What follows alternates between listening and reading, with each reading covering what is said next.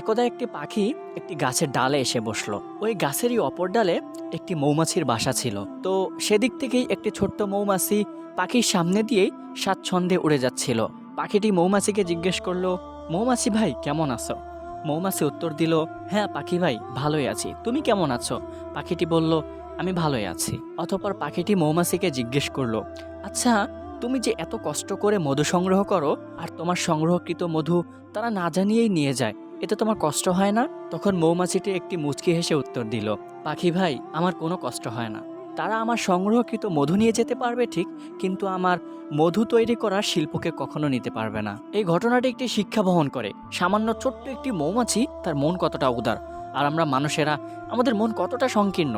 আল্লাহর কাছে চাওয়ার বেলায় সবচাইতে শ্রেষ্ঠ ডিমান্ডগুলো করি, কিন্তু দান করার বেলায় সবচাইতে ছোট নোটগুলাই খুঁজি।